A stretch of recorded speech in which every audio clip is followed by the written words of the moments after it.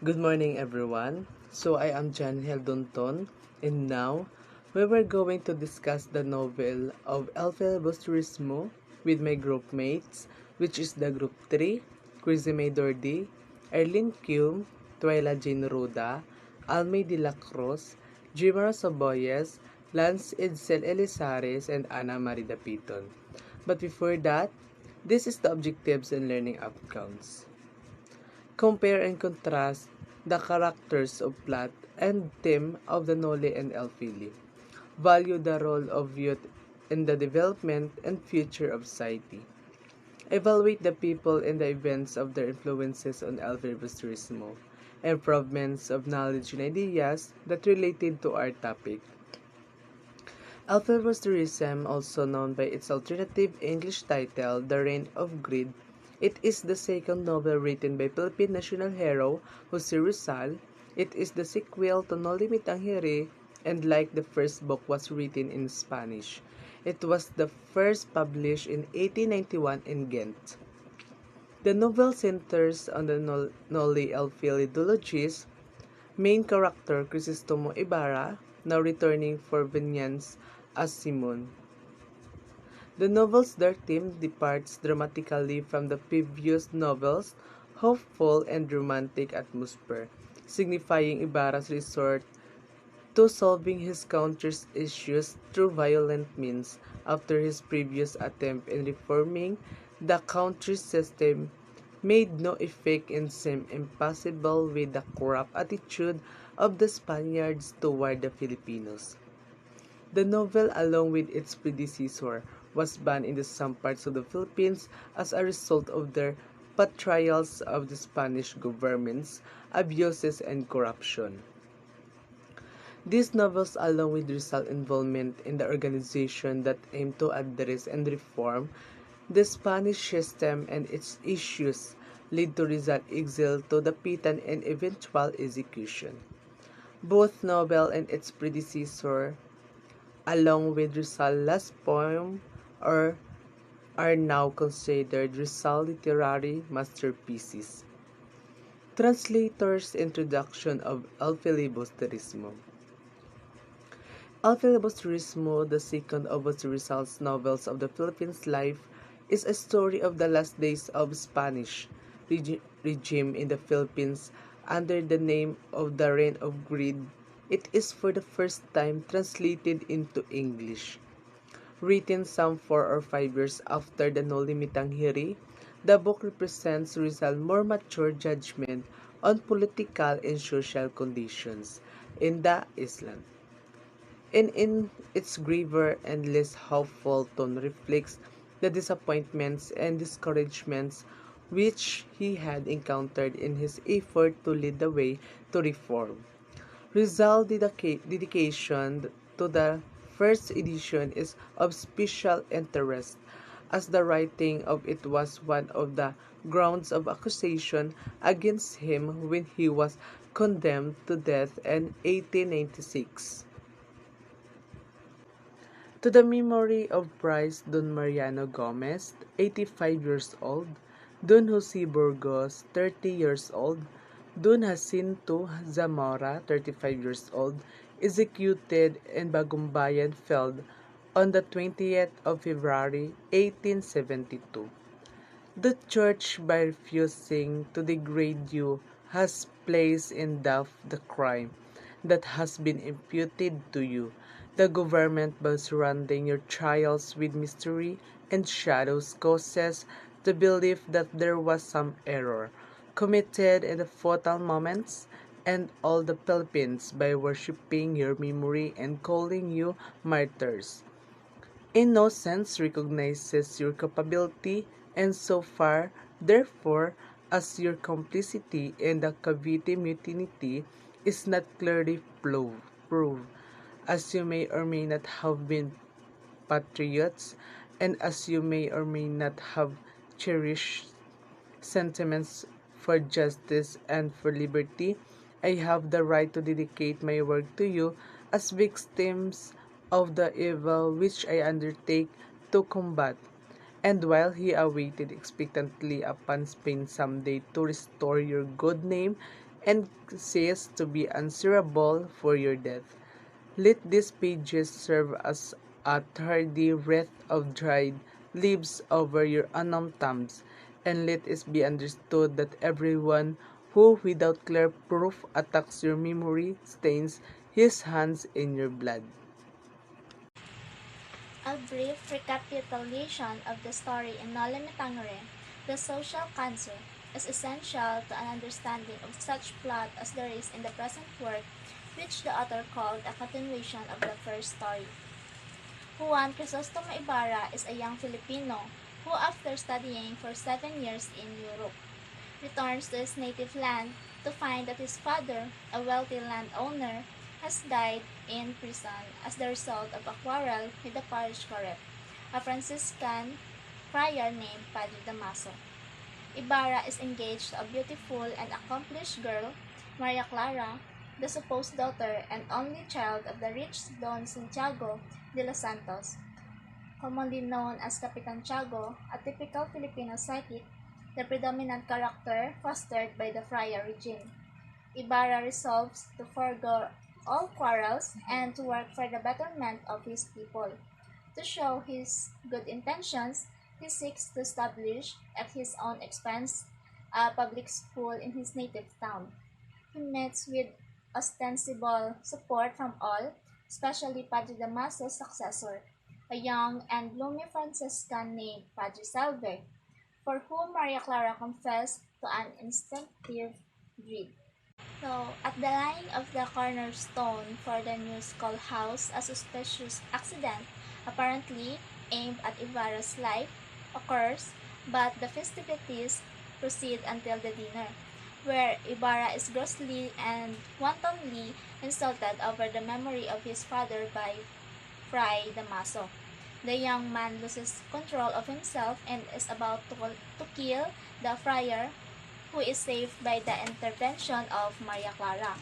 Ibarra is excommunicated, and Capitan Tiago, through his fear and friars, is forced to break the engagement and agree to the marriage of Maria Clara with a young and inoffensive Spaniard provided by Padre Damaso.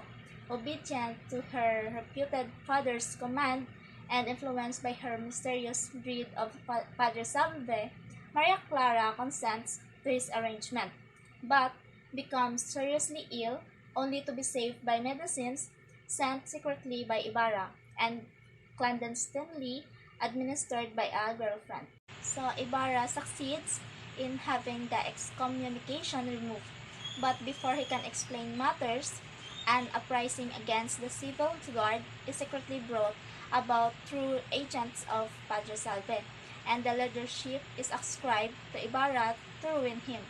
He is warned by a mysterious friend, an outlaw called Ilyas, whose life he had accidentally saved.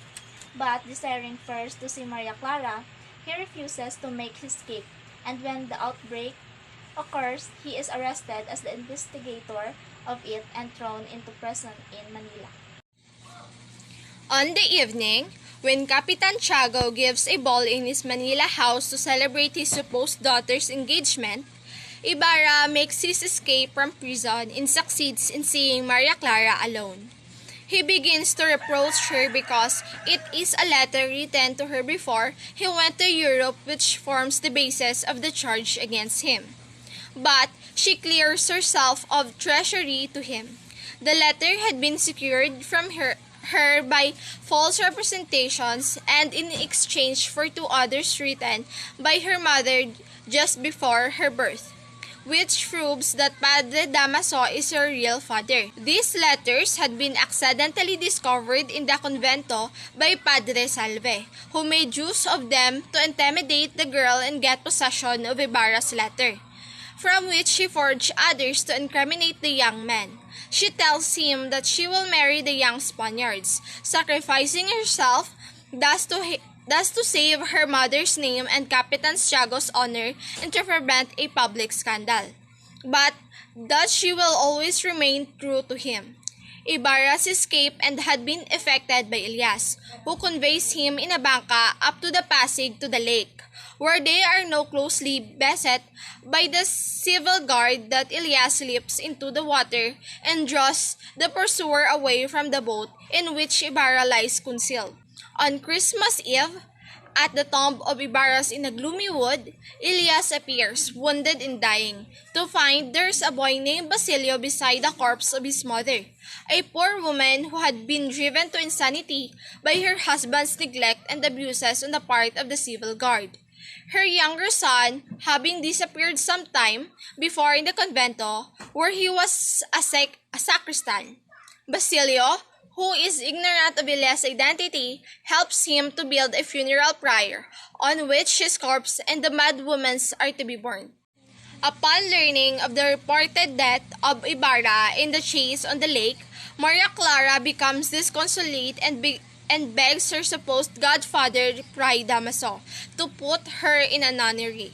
Unconscious of her knowledge of the true relationship, the friar breaks down and confesses that all the trouble he has stirred up with the Ibarras has been to prevent her from marrying a native, which would condemn her and her children to the oppressed and enslaved class. He finally yields to her the entreaties and she enters the nunnery of Saint Clara, to which Padre Salve is soon assigned in a ministerial capacity. El Filibusterismo summary. Jeweler Simon served as the story main character of El Filibusterismo's Crisostomo Ibarra, who escaped from pursuing soldiers in the Prikel Noli, now goes by different name. It is revealed that Crisostomo Ibarra recovered his lost wealth before escaping to Cuba, where he is amazed with wealth and made friends with Spanish leaders. Simon returns to the Philippines where he is able to walk around freely after a long absence. He is influential not only because of his money but also because the Governor General count him as a close friend and advisor. Simon appears to be friend of Spain on the outside, but in reality, he is planning severe retributions against the Spanish government. His two obsessions are to bring about a revolution in the Philippines against Spain and to be free his paramour Maria Clara from the convent of Santa Clara. On board, a steamer vessel traveling up the Pasig River from Manila to Laguna de Bay. The tale of El Filibusterismo begins. Simon Don Victorina, a pro-Spanish native woman traveling to a Laguna to find her deserted husband Divorcio de Espada. Paulita Gomez, her niece, lovely niece, being Saiv, an anagram of Ibaez, a Spanish journalist who writes absurd articles about the Filipinos, Padre Sibila, Vice Rector of the University of Santo Tomas, Padre Camora, the parish priest of the town, Padre Florentino, a retired educated and patriotic Filipino priest, Isagani, a poet Paulita lover. And Basilio, the son of Sisa and bright medical student whose patron, Capitan Tiago, pays for his studies. Simon, a mysterious and wealthy man, is a personal friend and confidant of General Governor of Spain. He was referred to as a black eminence or black cardinal due to his enormous power in Malacanang. He supports corruption in government, advocates the persecution of populace, and has tensed the moral decay of nations, using his wealth and political power in order to drive the populace of the violence. With the aid of wealthy Chinese business Quiroga, who decides to become Manila Chinese consul, he smuggles weapons into the nation because he learned about Maria Clara in passing in the nunnery at the 11th hour. His initial attempt to launch the armed insurrections was unsuccessful. Characters: Simon. Description: Crisostomo Ibarra, who was the main character in the prequel Nole Me Tangere, comes back as Simon in El Filibusterismo. He was described as a rich bearded jeweler who likes to wear blue-tinted glasses. Representation: Simon represents the revolutionaries during that time who supported the idea of holding bloody revolt against the Spanish government. His death in El Filibusterismo tells readers that Rizal does not support the armed revolution. Macaraeg. Description: Macaraeg shared the same nationalistic ideals with that Isagani. The both of them led their fellow student in the movement for the establishment of the Spanish Academy for Filipinos. The only difference between the two is their social status. Representation: Macaraig represented the well-to-do Filipino youth during the Spanish era who had good dreams for the country. His characters also provided readers a glimpse of how different the rich and the poor were treated during that time in society. Kabisang Tales. Description: He was sugarcane planter who cleared lands he thought belonged to no one, losing his wife and eldest daughter in the endeavor. Representation: He personified a typical Filipino who is content with living a simple life. He also symbolizes the natives and farmers whose land were seized by the friars, an explanation as to why Filipinos became rebel. Father Irene. Description: He is a kind friar who is friend of the Filipino students. He supports the students who appeal to the government for an academy of Spanish language. Representation: He embodies the few Spaniards who are sympathetic to the Filipinos. Basilio. Description: Has risen from poverty to become Captain Tiago's charge. Close to acquiring his medical degree, he is pledged to Julie, the beautiful daughter of Cabezang Tales. Representation: He represents the youth with a simple dream that his education will improve his social and economic status in the future, and indifferent and selfish to the needs of society. Characters: Isagani. Description: Basilio's friend. He is described as a poet, taller and more robust than Basilio although younger.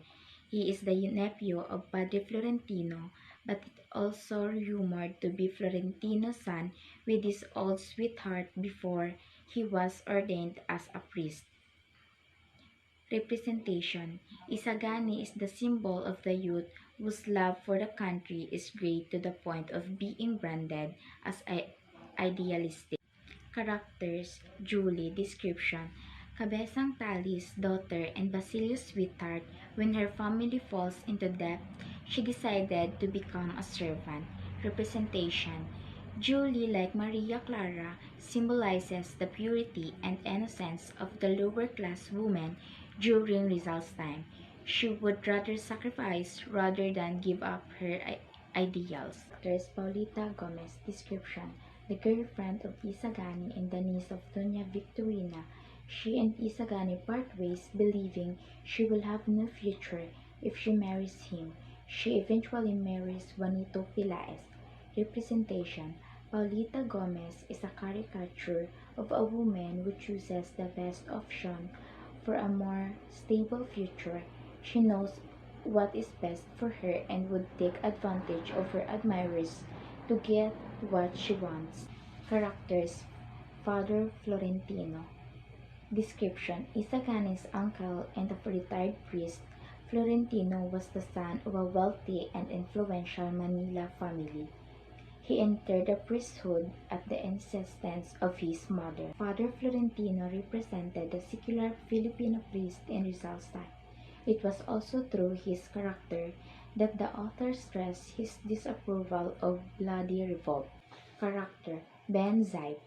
Description: The Spanish journalist who writes stupid articles about Filipinos. Representation: Personifies a corrupted media.